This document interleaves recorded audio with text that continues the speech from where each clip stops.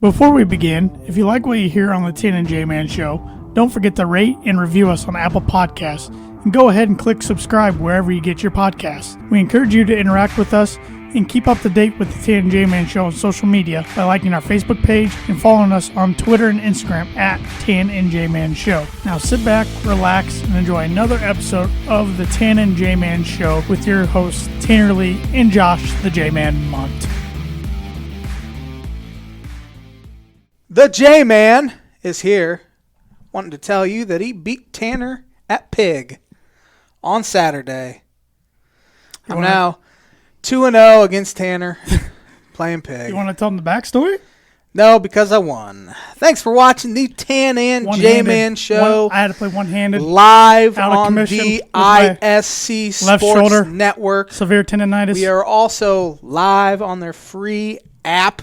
Go download it, and free on the internet. I'm going to be healthy for a pump, pass, and kick competition. ISCSportsNetwork.com. We'd like to thank everyone for tuning in and listening to Tanner's delusionality.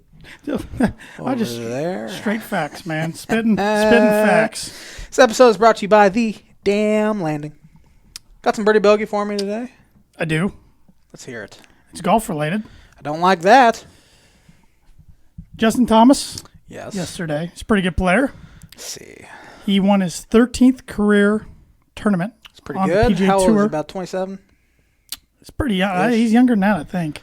26-ish? Yeah, somewhere around there. I don't want to see anything. Anyways, he became the third youngest player since 1960 to reach 13 career wins on the PGA Tour. Who were the other two that reached that milestone at a younger age? Interesting. I think I have a pretty good shot at one of them. Most likely. I'm going to have to think about the other one. Since when? 1960? Since 1960, right on the 1960. Yep, there's two guys that reached 13 wins on the PGA Tour at a younger age than Justin. 13 wins. Okay. That's a good one. I thought so. Birdie Bogey is brought to you by Gnome LLC. Fresh, locally grown, nutrient-dense produce from Bryce and Katie Romine of Mentone, Indiana. Like them on Facebook, follow them on Instagram, and check out their website, noblegnomellc.com. They are currently selling sweet corn, so why don't you go add them on Facebook, and you will know where they'll be set up. But right now, they plan on being at the corner of Main and 4th Street in front of Rochester Ford in Rochester from Wednesday through Friday, 2 to 6. Mentone, Indiana, in front of the fire station, Wednesday through Friday, 1 to 7. The Mentone Farmers Market, Saturday, 8 to 12. South End, in front of Fiesta Cancun Mexican Restaurant on the corner of 31 and Ireland. And at the Warsaw Farmers Market, Saturday, from 8 to 12. I assume that Fiesta Cancun Mexican Restaurant is in South Bend, correct? Yeah. South Bend or Mishawaka. Yeah, I think it's right when you're entering South Bend, like right across from like Texas Roadhouse. So you get yourself a margarita. Have to get some sweet corn. Yeah. If you wanted to. They also have their normal veggies, but I have some here for you. Basil. Yep. I was a big basil fan. Basil Smotherman fan. Oh, were you? Oh, really? Against Indiana. Hot peppers. You're not a big fan of peppers? I love the flavor, but I don't like the texture of peppers. But sausage and peppers, it's good stuff. They also have Arthur carrots. Spooner likes sausage and peppers. King of Queen fans out didn't there. like him, though. They also have, I saw this picture on their Facebook page. I said go like them on Facebook. Little Farmers Market supporters sporting his new trombone squash. So they got trombone squash. Get your veggies. Nice little jive there, J-Man. The J-Man jive. I like dancing. J-Man. Not very good at it, but I like it. Well, you don't have to be good at it to like it. Are you ready to get smarter? I always look forward to the On This Day segment. We know you can definitely get smarter. As can I. As can the majority of people. I can't disagree with you. So, on this day in 1852, America's first intercollegiate sporting event takes place as the Harvard Heavyweights rowing crew beats Yale by 2 lengths over 2 miles on Lake Winnipesaukee, New Hampshire. Would have never guessed that. Harvard. Let's. I could have guessed Harvard, but I wouldn't have guessed. Could you have guessed the sport that they could have been playing? I wouldn't have guessed that. I probably wouldn't have guessed rowing either. Although that's a. I would have guessed. I was gonna guess it's still a staple. I would probably guess something water based, but like swimming, polo or something. Water polo. I don't know. Bunch of rich, smarty pants. Yeah. On this day in 1921, MLB Commissioner Kennesaw Landis hands out lifetime bans to 8 Chicago White Sox players accused in Black Sox scandal, despite their acquittal by a Chicago jury. I bet you wish he was still the commissioner today. We'll get to old Commissioner Robinson. I don't think his name's Robinson. Probably Robert. Robert Manfred here in a little Goes bit. by Rob, if you couldn't figure that one out. 1923, baseball games canceled following the death of U.S. President Warren G. Harding. All right. 1936, this is a good one. American sprinter Jesse Owens wins the 100-meter dash in front of Adolf Hitler He was incredible. in a famous race at the Berlin Olympics, first of 4 gold medals at the games. From the Ohio State University. 1941, Joe DiMaggio goes 0 for 4 in Yankees 6-2 loss versus the St. Louis Browns, ending his on-base streak of 74 games. Just say he didn't go 0 for 4 too many times in his career. Second in Major League Baseball history. 1948, Negro League veteran pitcher Satchel Paige debuts for Cleveland after controversial signing. Satchel, he was, I think, really old when he debuted. I was going to say, wasn't he like for a pitcher anyway? in his 40s? He was 41 when he debuted, and he pitched. He made one start for the Kansas City Athletics in 1965 at the age of 58 years old. Wow. Yeah, he is a Hall of Famer. Although he didn't really, he pitched 476 career innings, but that obviously accounts for his time in the Negro Leagues as well. Let's see, we got a lot of Olympic stuff. We've talked about this before, but you're more of a summer Olympic fan. Absolutely. Much like myself. Fingers crossed 2021 games can happen next year. Yes. If not, we're going to have to wait till 2024. Man, and I hope I didn't just run out of things to say. 1970, the second ever NFL work stoppage ends with NFL and the Players Association agreeing to a 4-year, $19.1 million contract. And now, like, backups get paid $19.1 million. Yeah. 1979, Sam Snead, at the age of 67 years, 2 months, and 7 days, sets the record for the oldest player to make the cut in a major. PGA Championship at Oakland Hills Country Club. One of the best players of all time. He's pretty old. Mm-hmm. Where were the Olympics held in 1980? Was it in the U.S.? No. Oh, great. I can't even venture a guess. Moscow, Russia. I wouldn't have thought about I would have thought maybe the Winter Games there. I didn't even think But so. I wouldn't have thought the Summer Games me either. there. Didn't even think of that. I remember when they had them in Sochi. Yeah, that was It was too warm. event. It was like in the 60s, and stuff was melting. Yeah. And Yep. on this day in 1986, the first NFL American Bowl exhibition game was held at London's Wembley Stadium. American Bowl exhibition game. It must have just been the first. I wonder if it was the first NFL game ever held overseas at Wembley. Bears. Probably a good chance it was.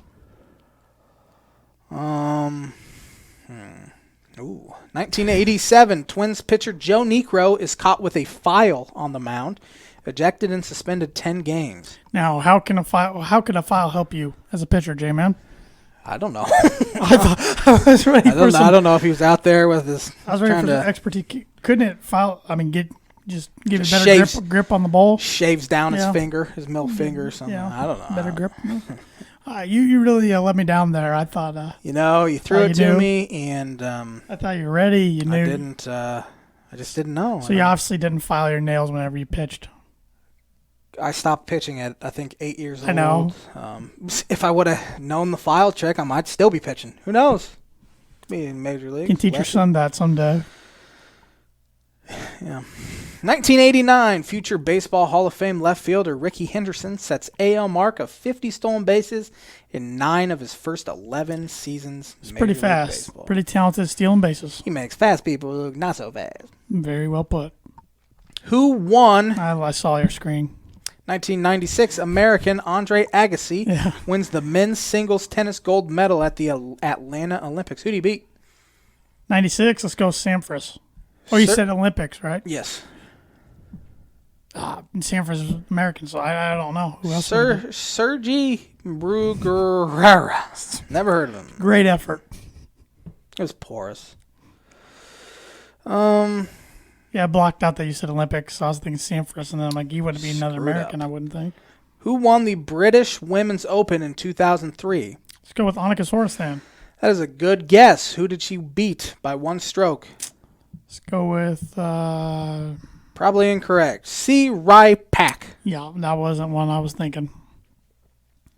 2004, St. Louis first baseman Albert Pujols becomes the first player in MLB history to hit at least 30 homers in each of his first 4 seasons. Big Al's still playing. On this day in 2006, Barry Bonds hit his 715th Major League Baseball home run. That was a big, big deal. How much do you think it went at auction? Over $1 million? No. No?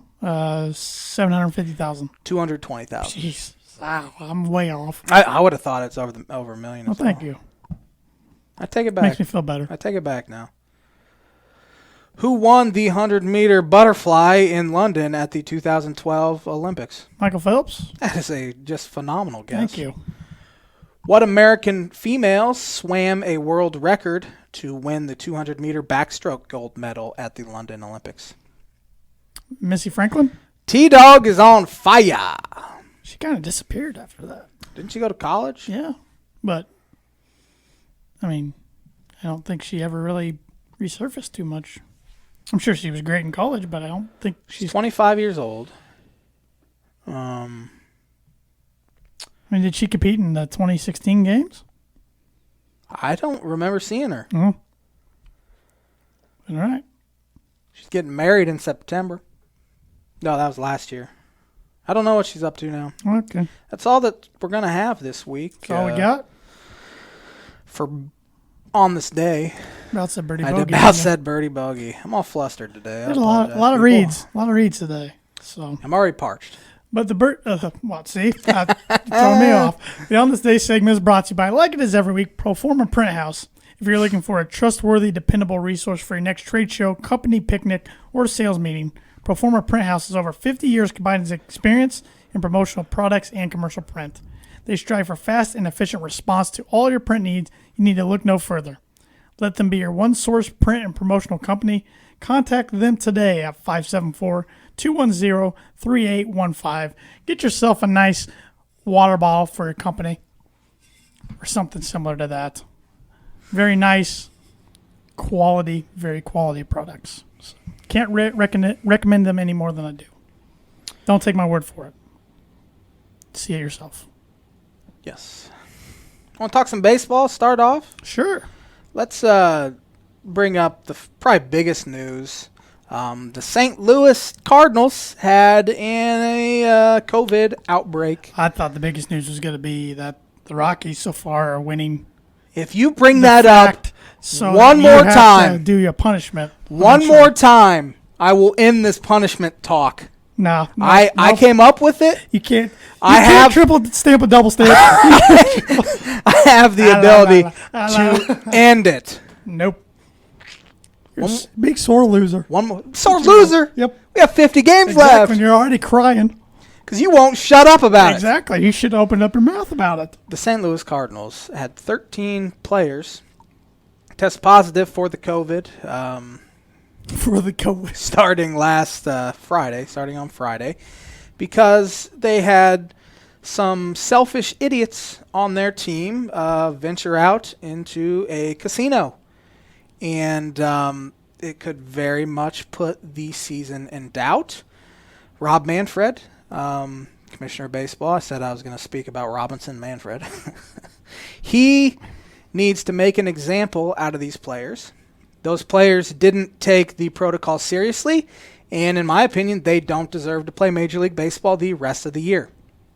I think Manfred has to suspend them for the rest of the season. Manfred showed how much he cares or how great of a leader he is during this whole Astros cheating scandal. Manfred needs to sack up. Okay, Dockage. I was going to say, I stole that from Dockage. Needs to sack up, show he's an actual leader of a billion-dollar industry, and make an example out of these St. Louis Cardinals players. I don't think, as I said, they deserve to play Major League Baseball the rest of the year.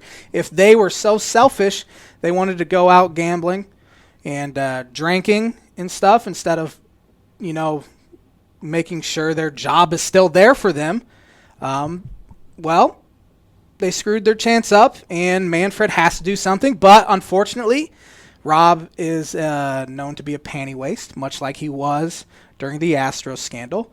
And he'll probably come out with a statement, not defending the Cardinals, but he'll just give them a slap on the wrist. It's not just the Cardinals. Either the Marlins did the same thing. They went out gallivanting down at the hotel bar, and they had an outbreak. Those two teams, honestly, cancel their seasons. I don't think anybody really care if they did to the Marlins. Cardinals should. But unfortunately, and Cub fans don't want to hear it, the Cardinals are one of the more pristine teams in baseball. If they did that, there would be such an outcry. Don't care. I know you don't care. Couldn't care less. But, I mean, that could take the whole season in the tank. Who cares? They didn't want to take the protocol seriously? Yeah, but that would ruin the season for everybody. Nope. Even your Cubs. Nope. What I just said would. Nope. They've already said that teams probably won't play an equal amount of games, so they'll go by win percentage. Yeah. How would that? It'd be the exact same. It'd level the playing field. They're not gonna. They're not gonna do it. No. I know it. But if Rob Manfred shows that he actually cares about the sport, which he's proven time and time again that he could not care less about the sport he's commissioner of, then he has to make an example. At the very least, suspend those players that went out to the casino for the rest of the season without pay. And maybe then teams will start taking this then people will wake seriously. Up. You would think other leagues seeing this, well, really the other league that needs to pay attention is NFL. Their players and teams would see this 100% and be like, the teams would sit the players down and you have to take this seriously. Yes. And we are trusting you after you leave our facilities. Right. That you're going to behave responsibly. Now Major League Baseball has banned the players from leaving their hotels on the road. That should have been already in place. 100%. The NFL's already had that in place. You obviously can't force them to stay in their homes. Now, sure. I mean, we could have an outbreak. Guy goes to Target to get this is John Lesser's example. Guy goes to Target to get soap because he's out of soap, and he picks up some and brings it back to the whole team. I have no sympathy for teams that have players that just don't take it seriously, go to casinos, go to a hotel bar. And Rob Manfred, as I said, needs to grow a pair and make an example out of them. I mean, you could be as careful as you want and still pick this up, but that's not the fact. The fact is, but when you got guys acting so careless.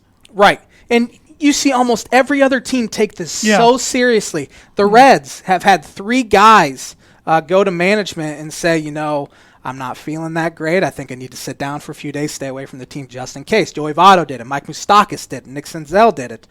Chris Bryant did it for the Cubs the past few days. Well, not only does that make you look good to management, your team is going to respect you even more, too, because you're actually showing leadership. And yesterday, and I'll talk about this later, Cubs had a walk-off single, Javi Baez, and as the whole team's running out, Javi's like 6 feet, and so they did this kind of mock celebration and pile on each other. Now, one thing the MLB said they were going to do, and they haven't, is police high-fiving. Aaron Judge high-fived some guys the other day. Some he didn't, but the others he did. It was like he kind of forgot in the moment. But most teams have been good at the fake high-five, but But really, I've seen some guys who have done that. So. It's kind of tough to police that. It's incredibly tough to police spitting. There's a ban on spitting, but I see it's just such a habit on the baseball field just to spit. Gio spit on the Yankees yesterday. I've seen Jason Hayward spit 12 times so far when he's up to bat. It's just a habit, and you can't police that. As long as you're not spitting on somebody, you should be good. But, players, hopefully this is the wake-up call. You would think this is the wake-up call. Because the other 28 teams, I feel real bad for the Phillies. Phillies have not had one positive case yet, and they haven't played in over a week. Ruining my NL MVP pick. Bryce Harper. Now, I was going to talk about this as well, and this kind of segues into it. You're welcome. The new extra inning rule is incredibly stupid, but not nearly as stupid as 7-inning doubleheaders. And this is what these teams that haven't been able to play games here the past week will have to do. Yep. Play 7-inning doubleheaders. That's high school baseball. Rob Manfred is a moron and needs to be exiled from sports. This year in sports is unlike anything we've ever seen, and hopefully unlike anything we will see after this whole sports season is over. But so you got to do what you got to do. But, yes, those teams have cost themselves. Yes, and now they're going to have to play 14 innings in a day, and they won't like that. Well, too bad. Too bad. I could see this 7. I hope not. But I know Rob Manfred wants this stupid extra inning rule because he hates the sport. Guy starts on second base in the 10th inning. And I could see him wanting these 7-inning doubleheaders. That's what they do in the minor leagues. Rob wants to speed the game up. None of his plans have worked so far, except it's made casual fans tune out. He'll probably keep those, but get rid of the DH. He'll get rid of the DH. The one that he should keep. Keep the pitcher hitting. This guy is the worst commissioner in sports. I used to hate Roger Goodell. I think Roger Goodell is fantastic compared to this. Compared to this moron. Adam Silver, we've talked about him, how good he is, and I think I even said last week that I wish he'd run for president this year. I wish he could do double duty. Yeah. Take over, because he knows what the heck he's doing. But getting back to some positive baseball talk, the Biebs, Shane Bieber, became the 5th pitcher in the last 100 years with 13 strikeouts and 0 runs allowed in back-to-back starts. If you weren't looking at my screen, I would have asked you who were the other 4 to do it. You might get 2 of them. Other 4 to do? In the last 100 years with 13 strikeouts and 0 runs allowed in back-to-back starts. Randy Johnson? Randy Johnson is one of them. Pedro? Clayton Kershaw is the other one that you should have got. The other 2, Chan-Ho Park. You remember him? Yeah, I remember him. Wouldn't have guessed him. Hideo Nomo. I remember both of them. Yeah. I wouldn't have guessed them. I wouldn't either. I bet they were both Dodgers when they did it. They might have been. I didn't check the year. That might be 3 Dodgers on this. That'd be pretty incredible. Some interesting Randy news. was probably on Diamondbacks, I would imagine. Yeah, or Seattle. Probably Diamondbacks. So. He's only with Seattle for a couple of years. Yeah, I guess he was. He was with the Astros for a real short time. Half a year. Some interesting stuff happened yesterday in the Mets world. Yoenis Cespedes. Oh, yes. Packed his bags in the middle of the night and disappeared. He's a baby. When he's in Atlanta. The Mets made a statement that he was essentially missing, but instead of telling the Mets he was opting out, he had his agent tell them in the middle of the game, supposedly. He's just a baby. Now, Brandon Nimmo, his teammate with the Mets, said he knew about his opting out the day before, but then management says they didn't know, so he doesn't know what to believe. Yeah. But I'm sure him opting out had nothing to do with him being 5 for 31 with 15 strikeouts. Nothing. It's just, I'm not going to get on any athlete's case for not wanting to play this year. Absolutely. But to do it, to go about it the way he did, just so non-professional. Yes. Oh, and he's barely played the past couple years anyway. It's just a really bad look, and that has turned into the worst contract in baseball. If Couldn't not happen to a better organization. The worst contract in sports. I did see a funny tweet. It was something like, Yoenis Cespedes doing what every Mets fan wishes they could do the past 20 years, and that's opt out of the season. Yeah, the other New York team's playing pretty good ball. Yeah, they're not a bad that's squad. their best 8-game start in franchise history. Really? 7-1. 7-1, huh? Yep. Man. And Judger's on fire. He's seeing the ball well. Is that 6 straight? Six games with a homer? 5 straight games, 6 home runs, because he had 2 last night. I saw A-Rod did have the longest streak in Yankee history at 5, I think. And then, of course, the Judger. All rise! Yeah, he's killing the ball. If he just stays healthy, him and Giancarlo, if they just stay healthy. He's on pace at about 25, 26. Which would be insane. That's almost one every other game. Yeah. That's just crazy for a 60-game stretch. They're built to be. They should be really good. My World Series pick, the Minnesota Twins, they're also playing really well, 7-2. Some surprise teams in the American League. Baltimore's 5-3. Yeah. Don't think it lasts. They took, I think, 2 or 3, if not swept, Tampa Bay over the weekend. And Boston's bad, aren't they? Boston's bad. I think I picked them 4th. And I picked them 3rd. They really struggle pitching, which isn't a shock. White Sox started off kind of crappy, but they're up to 5-4 now. Yeah, and the Cardinals also ruined the Field of Dreams game against the White Sox. Yeah. So that old saying, if you build it, they will come. They're not going to come this year. Those players really walk out. It was originally supposed to be the White Sox-Yankees. Did those players really walk out of that cornfield?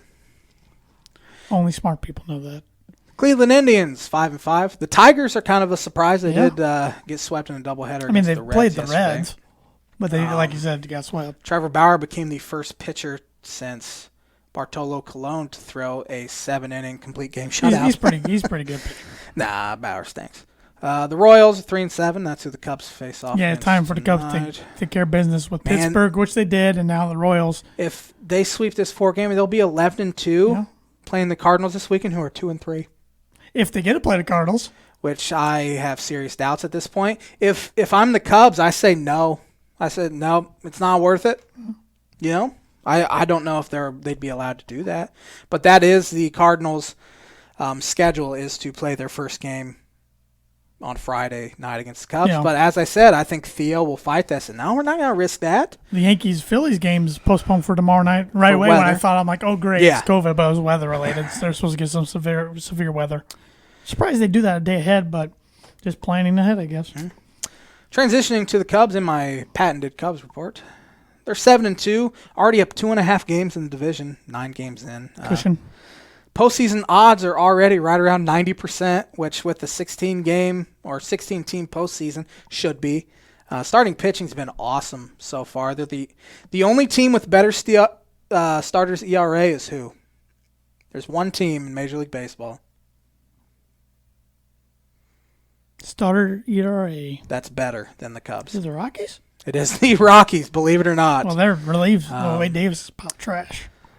Cubs are also playing really good defense to start the year, and the offense continues to grind out plate appearances. Only one starter has gone more than 4 innings against them. It was Sonny Gray, which he does that against everyone. Except when he's on the Yankees. But that's not. Well, we talked about that last week. Yes, we did. Cubs starters have an ERA below 2.30. Every starter has a win already. Yu Darvish was fantastic on Friday night against the Pirates. 6 innings, no runs, 7 strikeouts. He continues to have his great command and great control. From the second half of last year, has a 12-1 strikeout to walk ratio so far. The guy that has been their best pitcher so far has been Tyler Chatwood. After his awful, has ripped in the past a lot on Twitter. First year of his Cubs contract. He had a really good year last year and has followed it up by being one of the best pitchers in the National League so far. Has 19 strikeouts in 12 innings, leads the NL and ERA among qualified pitchers. Command has been great. Only 2.8 walks per 9 innings. His fastball cutter combo has been really, really effective. He changed his grip on his cutter, and he commands it so much better in on left-handed hitters. And it'll be interesting to see if he can keep this going because it's his contract year. If he keeps doing this, he might hit the free agent market and be one of the most sought-after pitchers, believe it or not. Johnny Lester's made 2 really good starts. He's thrown 11 innings so far, 1 earned run. It's just veteran Johnny Lester. Throws 89, 90 mile an hour anymore. Looked shaky at the start. Gave up a homer to the second batter yesterday. Gave up a few more base runners, but settled in. Next thing you know, he's thrown 6 innings. Gave up 1 run. It's kind of typical Johnny. Coming into yesterday, the offense was tied for the Major League lead in home runs. And for the first time since 1958, had homered in their first 8 games of the season. They did not hit a homer yesterday, and I'm sure they are no longer tied for first in the major leagues, but they are second in the National League in on-base percentage and second in slugging percentage. The bullpen was great yesterday through 5 scoreless innings, but they've been a complete mess to date. They are dead last in all of baseball with an ERA over 9 in the bullpen. They are walking 7.88 batters per 9 innings. Craig Kimbrell might be toast. His career might just be over. He throws hard still. A lot of money. He still has a decent breaking ball, but guys just aren't swinging at his stuff like they used to. He walked 4 and hit a batter in Cincinnati on Monday, then followed it up by giving up 2 homers in the span of 4 pitches in the 9th on Friday. Very good stat. He shouldn't be the closer until he finds it, if he finds it again. Jeremy Jeffress has been good so far. He's a free agent signing from Milwaukee. And Rowan Wick could be another closer candidate. This is kind of an interesting stat. Last year, after 9 games, they were 2-7 with a bullpen ERA of 8.37. This year, they're 7-2 with bullpen ERA of 8.07. So not much change, except starting pitching has been so much better. But the Cubs are 7-2, even with those question marks in the bullpen, and that's all that matters at this point. Face the Royals for 2 in Wrigley, then 2 in Kansas City. Then, as I said, head to St. Louis, and we'll see if they get a play. Actually play this weekend. Looks like Angel fans are going to have another exciting player coming up to their baseball team. Yes. Number 2 prospect in baseball. Joe Adell. He was a first-round pick a few years ago. He's had some injury issues in his career so far. He was a first-round pick in 2017, just turned 21 in April. It was time probably for him to come up. He last year, when he played 76 games, he's never played 100 games in the minor leagues in a season. Hit 289 with 359 on base and 475 slugging percentage, and he got up to AAA at 20 years old. That's pretty insane. And then he absolutely, I wouldn't say lit up the Arizona Fall League, but had an OPS right around 800, which those guys he's facing are 2 or 3 years older than he is. Could be a pretty good outfield there in Los Angeles, or in Anaheim, I should say. Mike Trout's wife had a baby over the weekend. I forget what they named him. But he is coming back, which I was kind of wondering if he would actually come back. I figured he wouldn't. But he is coming back on Tuesday. I need to see what his baby's name was, because I think it was a pretty good name. Not that any baby name are bad, but Beckham Aaron Trout. I kind of like that name. Interesting. But it was named maybe after David Beckham, but not Gordon. Could have. Gordon Beckham actually said, because I guess he was teammates with Trout at one point, said, man, I taught Mike a lot, and I'm so glad he's named his baby after me or something like that. Maybe he did. I doubt it. Maybe my joke backfired. Any more baseball things you want to hit on? Not that I can think of off the top of my head. I'll probably pop back in with something. All righty. You watch any NBA yet? I tweeted on Thursday night. I didn't realize how much I still don't enjoy watching the NBA when it goes away for 4 months. It comes back, and I still don't want to watch it. I think it's the best crowdless sporting event to watch, though. They've set it up great in the bubble with, like, the crowd in the background, virtual fans. I think they've done a phenomenal job. As I said, Adam Silver, he's the best, man. TJ Warren, man, for the Pacers. How many do you have? 53? Yeah, third most in Pacer franchise history in a single game. Reggie had 57 one time. Jermaine O'Neal had 55. I mean, you could have put all the players in there and asked me, who's going to be the first one to score 50 points, if any, during this bubble season? Wouldn't have guessed TJ Warren. It's crazy. Wouldn't even have been on my first few guesses on the Pacers. Really? Well, I would have went Victor if he plays. I probably would have even went, I don't know. I mean, TJ is a scorer, but I would have went Brogdon. And Turns bonus don't get that many points. Those big guys, but TJ's led their team in scoring all season. I know he's been playing really well. And ever since Jimmy Butler made that comment about that, he couldn't he's not even in the same league as him or whatever he made on January 20th. TJ's averaging more points per game than Jimmy Butler, shooting better field goal percentage. And those two look like they might meet up in the first round of playoffs. TJ's averaged at least 18 points a game each of the last 3 years, so he's not a scrub like people are making him out to be. Cash considerations is what they got for him? What they sent Phoenix for him. What in the world? Yep. Steal, I guess, for the Pacers. Wonder if he was causing problems or something. I don't know. As part of a 3-team trade traded by the Phoenix Suns to the Indiana Pacers, the Pacers traded Cash to the Suns. The Miami Heat traded a 2022 second-round draft pick, a 2025 second-round draft, 2026 second-round draft pick to the Pacers, and the Suns traded KZ Okpala to the Heat for $1.1 million. So the Pacers got a lot of draft picks in TJ for cash. Yep. Wonder how much cash. I don't know. 30 cents. I think they won today. They were winning. Last time I checked, at least. J-Man, I'll go check. I'm trying to remember who they even played. They beat the Washington Wizards. Wizards, that's it. 111-100. How did T.J. Warren do today? I don't know.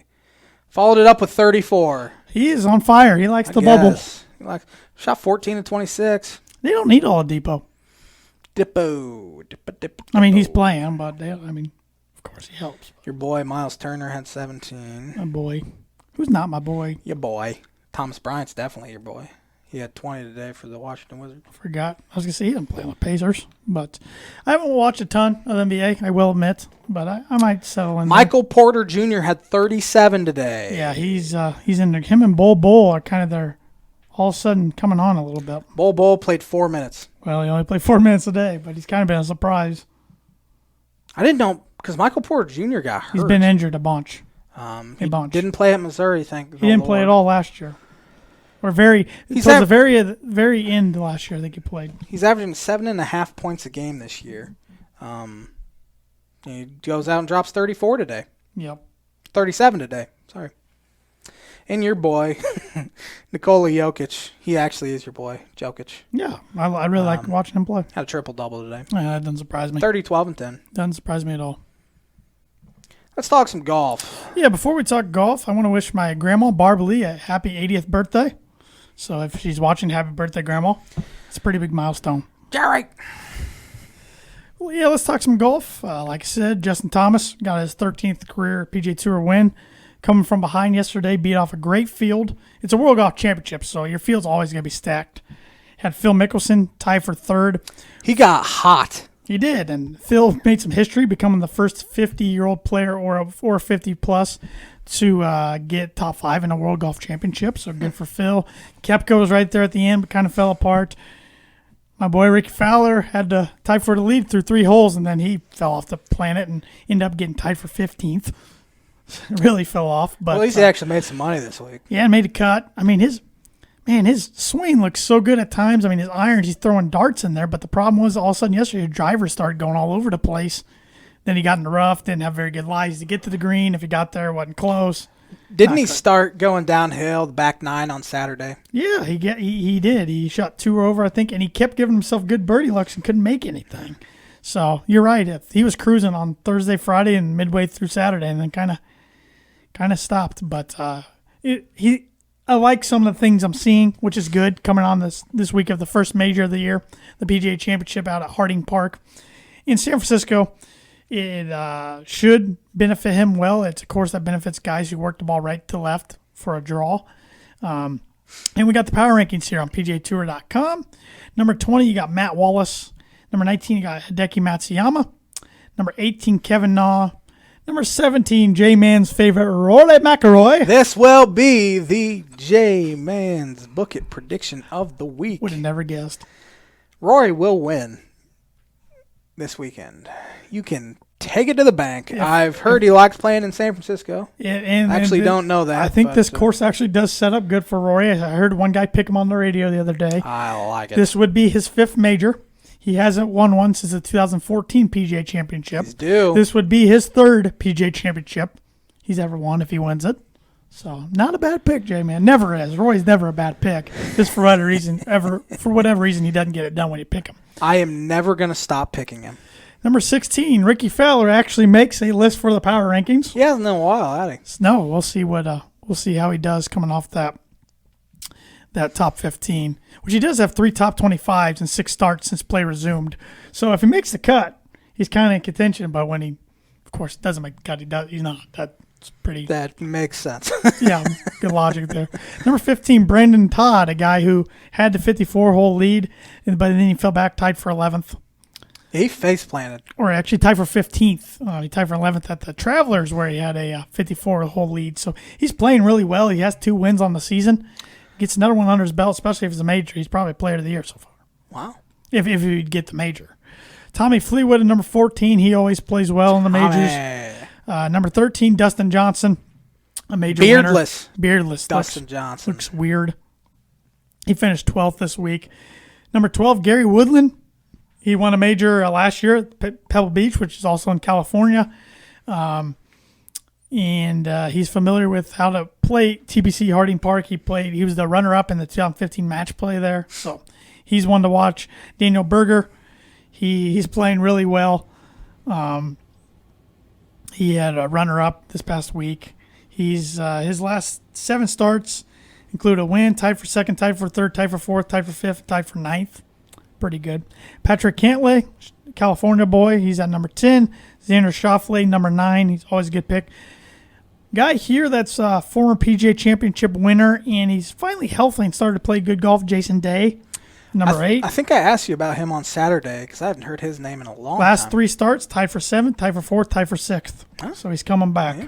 Number 7, youngster Matthew Fitzpatrick. He got third place at the Memorial, and then he tied for 6th this week. So he's getting closer. Terrell Hatton, number 6. He seems to be on the power rankings every week.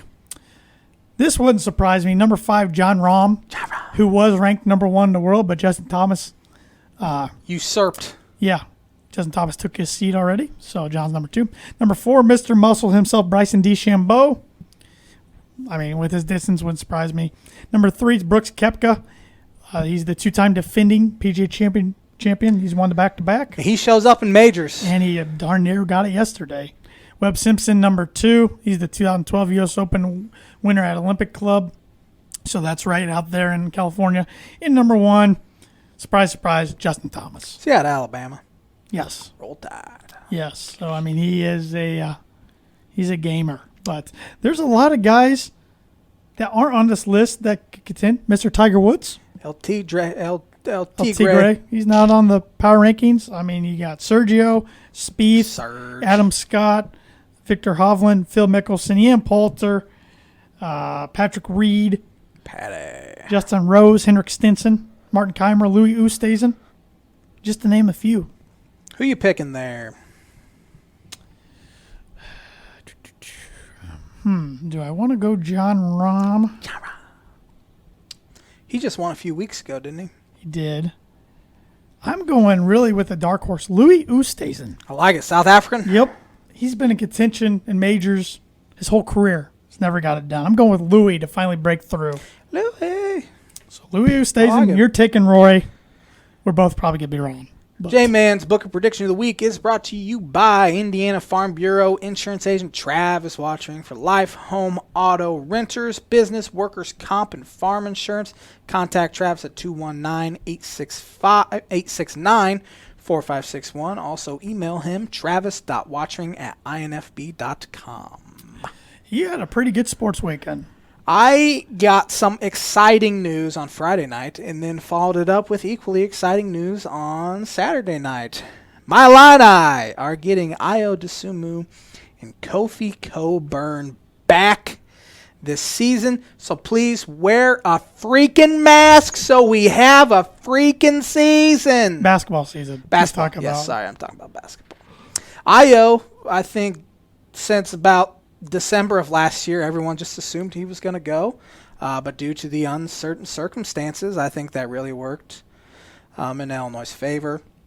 As for Kofi, the assumption this whole time was that he was going to be back. He did come back to campus in May and start working out with the team, but then he left a few weeks ago, so that caused some people to get a little nervous and concerned about it. But he had something to take care of in his where his mom lives in New York, and he announced on Saturday he's coming back.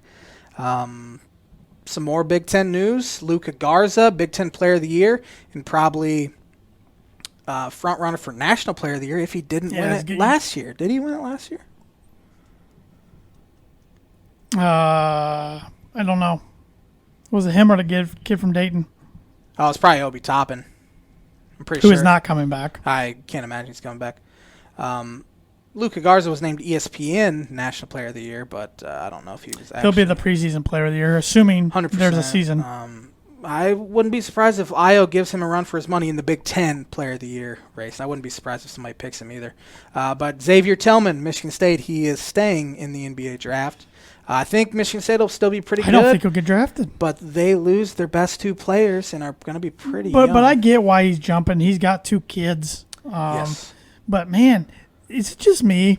Or does Izzo get a lot of guys who come to this program and are good players for about 2 years but not great? Then instead of coming back to school when they should, they leave. Nick Ward is one that instantly jumps to mind. Yep. I can't think of anyone else. I mean, Jalen was ready. Jaren Jackson, yeah, he was really well for the Grizzlies. I was still Gary Harris was as well. Yeah, there's others, I'm sure, if I went back, but maybe those 2 are just the ones that popping out in my mind. Yeah, because Brendan Dawson never jumped, I don't think, or did he after 3 years? I think he was a 4-year player. I do too. Never really lived up to the 5-star billing, but yeah, it's just interesting. But the Big Ten is going to be loaded. You got to think Iowa and Illinois are going to be top 10 preseason. Wisconsin could be top 10 preseason, defending Big Ten champ, Wisconsin. Michigan State should be good. And then there's a lot of question marks with a lot of teams. Yes, I'm actually bringing up CBS latest top 25 and 1 right here. Yeah, Gonzaga, number 1 team coming in. Baylor, number 2, they should be really good. Yeah. They got one of their best players back. Villanova at number 3. Yep. This was not the one I wanted to see because I saw Gary Parrish put one out today that was better. So hopefully I can find it. But he had Michigan State falling to 11, had Iowa at 5, Illinois at 6, and Wisconsin I think at 9, 8 or 9. Having 3 top 4 in the teams. top 11. Yeah, that's pretty incredible. So this is the first time I think I have been actually excited for a college basketball season since. You were excited going into last year. I was excited. No, not this excited. But to be ranked number 6 in some polls. I might have not ever been this excited going into a season. I've seen 5 polls so far. Preseason, of course, crap can change. And all 5 have had them at least in the top 12. Well, it should be. So it'd be Illinois, though, to have their best season they've had in 7 years, get the NCAA tournament canceled, and then follow it up by having their most talented roster in 16 years and having the season canceled. So wear a mask, people. I feel like that with college football. Please wear a mask. It's not that hard. Don't pull a Cardinals. Don't go to casinos. Yeah, a lot of Cardinal fans are probably Missouri fans, too.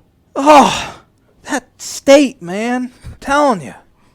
Just need to, cut off the border and just ship it into the middle of the Atlantic Ocean. But I haven't seen too many other names of any other programs outside of the Big Ten. I don't really pay that close attention, though, really. Really, Xavier Tillman's the only one I've seen that I kind of made my head scratch. It was kind of a head scratcher. Yeah. made my head scratch. Yeah. Yeah, the deadline was today to pull your name out. Yep. Now, players can pull their name out and then actually put it back in. So this guarantees them a spot in college basketball this year. But if then the next 2 weeks, I think the deadline to join the NBA draft is actually August 17th. But the August 3rd was the NCAA deadline. So you might see players go back in. I haven't heard that. Michigan had a guy return too, right? Franz Wagner returned. I knew that. I thought they had another guy return. Oh, Isaiah Livers coming back, I think. So they should be up there around 5th or 6th in the Big Ten. I saw the polls had, or the CBS Gary Parrish poll had Ohio State, I think, at 16. I forgot about them. Rutgers at 21. I think that. Well, they're getting everyone back pretty much. Do they have everybody back? And I feel like they're getting no respect in the preseason Big Ten polls, though. Your Indiana Hoosiers at 23. Yeah, they look good on paper. I did not see Michigan in that top 25. Okay.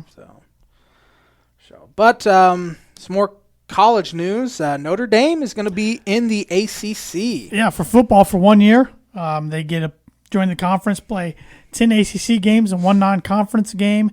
You got to think the non-conference game is probably going to be Navy, right? To keep the – It would seem. It's going back to 1937, I think, that series. It would seem it'd be Navy. But there's a lot of series that aren't happening this year, rivalries like I don't like Florida State's happening. Now I can't remember the ones. I just saw a list the other day. Now I'm blanking. There was a lot of them that have played for many, many years, and they're coming. Like non-conference. Like Oklahoma, Tennessee, I believe, is one that plays. They play every year?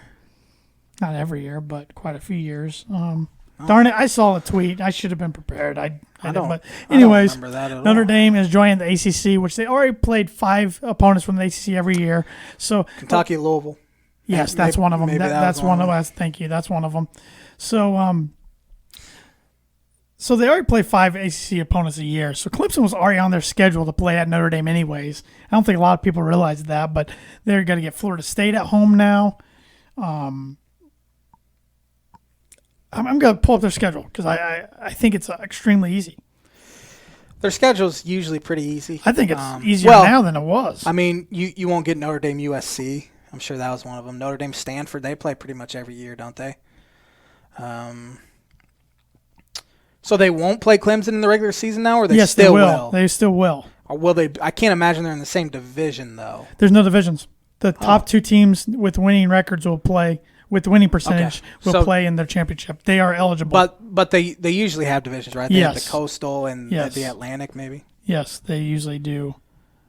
Of course, I'm not finding it now. This is making me mad. They have announced their schedule, though. Right? Yeah. They have done it. Because the Big Ten announced, or there was a source, that on Friday, within the next 24 to 48 hours, the Big Ten will announce a schedule, and they have yet to do it here 72 hours Purdue's later. training camp is supposed to start Friday. So here's the Notre Dame home games. Clemson, Duke, Florida State, Louisville, and Syracuse. Their away games, Boston College, Georgia Tech, North Carolina, Pittsburgh, Wake Forest. And really, I think, with assuming there's no fans, away games are nothing anymore. Yeah. It's just a normal game. You're just well, assuming they have a season. I'm looking at that schedule, just eyeballing it. Notre Dame loses 1 game. Clemson. Wonder how Satterfield will have Louisville this year. It seemed like they were a lot better last year. I think they went 7-5 last year. So, yeah. Wake Forest has been pretty solid here the past few years as well, though they lost their quarterback to Georgia. Duke's had some decent teams, but I think they've kind of fallen off. North Carolina, aren't they supposed to be decent this year with Mac Brown? Mac Brown's getting some good recruits there. Mac Brown, they had a really young team last year, and they were okay. I think they went to a bowl. Yeah, and they shouldn't have. Like, they had a true freshman quarterback. Georgia Tech, second year. I think it's second year, maybe third year away from the option. I think it's second year from the option, so who knows? I sure hope we get more college football news this week so we can continue to talk about it next starts week. In because 4 weeks. Come on, Big Ten. We're waiting on you. Every other team, I mean, Pac-12's announced September 19th. I think they're starting. Well, Pac-12's a mess, though. Pac-12 SEC September players 26th. might boycott. It's just a mess. SEC September 26th. I'd be surprised if the Big Ten stays with their September 5th opening. I hope they do. I think they'll kick it back a couple weeks. That's just my guess, but we'll see. Yeah. When do the NBA playoffs start? Sorry to change the schedule. I have no idea. Sorry to change the topic, but they don't have too many regular season games, so they have 8. Isn't it 8 regular season games? And I think teams have played like 3 already. At least 2 or 3. Close to it. I'll see NBA playoffs. There was some more football news today, though. The XFL will not die. No. Because The Rock. Terrible actor. If you smell what The Rock is buying. I don't really want is a partial owner of the XFL now. His share is $15 million. I was very surprised by this news. The Rock has to come and bail out old Vince McMahon once again. Again, like he always does. But I knew Vince was putting it up for sale. I didn't think anybody would buy it. The Rock's a pretty good businessman. Big market, The Rock is. So I'm interested to see what he has up his sleeve. I'm hoping, fingers crossed, that somehow he can work out a partnership with the NFL to be a developmental league. That's what I'm hoping. That's the only way I see it succeeding. That's what I was just about to say. That's the only way another football league can succeed is if the NFL comes and pretty much. It's going to be a real life episode of Ballers. I hated that show. I liked it, but I stopped watching it before the last season. I wanted to like it so bad because they said it was like an entourage for football. So I was pumped because I loved Entourage. The Dolphins were featured a lot. But I watched like 4 or 5 episodes. Like, this just isn't very good. I'm a big fan of everything The Rock's in, but so I'm excited to see what happens with this. I mean, the XFL just will not die. People keep trying. It should, though. I mean, we watched, a week or 2 maybe, and then got bored with it. I mean, the season only lasted 5 weeks, 6 weeks, because the pandemic just ruined it. And they shouldn't play it right after the NFL because I think people want a little bit of a break. They need to play it in the summer or something. Yeah. But then that hurts players that want to play in the NFL unless that would actually hurt the league because I'm sure NFL would come in. And I think rating-wise, all they were trying to do was go against basketball. Yeah. But you got college and pro instead, and in the summer you got MLB. But I guess that's the only thing you got to compete against. So. Yep. The NBA, August 15th, 16th, possible Eastern and Western Conference playing games if they need it, which they probably won't. The West is more compacted, I think. The first round of playoffs starts August 17th, so 2 weeks from today. I want to look at the standings real quick. For that 8th spot in the West, because I can't now. Brooklyn's 7 games up, so I think Washington's been eliminated then. Already. So they'll get the 8th spot in the East. In the West, the Memphis Grizzlies are a game and a half up on San Antonio. So that could be no pop in the playoffs. Man, when's the last time they missed it? I want you to guess the year. I'm going to guess 97. T-Dog's on fire. All right. 97. That was when Pop took over mid-season. Yep. Because they won it all in 98, 99, the strike season. Bob Hill started out 3-15 that year. Timmy Duncan just was like a rookie that year. Was he on the roster? Or maybe it was the following year, but I think he was on the roster that year, 97. Nope. If not, he was. Nope. He would have been the following year then. Their leading scorer that year was Dominique Wilkins at 37 years old. Over David Robinson? Wow. David Robinson only played 6 games. Oh. So he got hurt. So that's how they fell into the Timmy Duncan sweepstakes. Interesting. Got lucky because the year before that, they had won 58 games, I think. 59. They went 59-23 the year before. So interesting. Give me the Birdie Bogey again there, yes. G-Dog. Justin Thomas won in Memphis over the weekend for his 13th career victory on the PGA Tour. He's the 3rd youngest to get to 13 wins. What 2 players since 1960 reached that accomplishment at a younger age? I'm going to go with Tiger Woods. You are correct on that one. Guaranteed par. Can I ask a question? Sure. Is this guy still playing? No. He's not playing. That hurts me. Since 1960. I mean, technically still playing golf, but. Oh, okay. So he's not dead. So he's an older fella. 13, because the other guy that came to mind was Jordan Spieth, but I just couldn't imagine. He's not up to 13 yet. He's not. So he's not currently on like the PGA Tour, or is he? He's just not winning any. I mean, you said is he active? Is he active? And you I said no. So he's not active. I mean, he could be a senior tour member, but so he's an older but he might not be a senior tour. I don't know. Gary Player.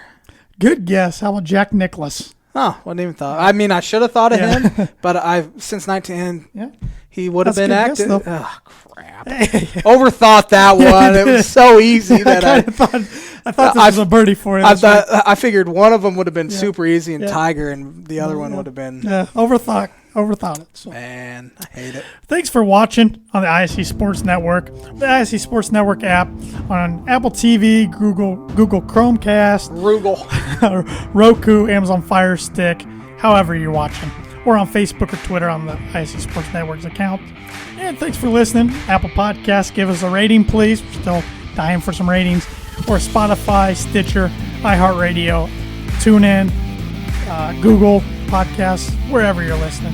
Hit that subscribe button if you haven't already. We'll be back next week for episode 195, creeping closer to that episode 200. Episode 195 next Monday. As always, have a great week, everybody. Stay healthy, stay safe, and stay sane, and wear your mask. Wear a mask so I get to watch Io DeSumo.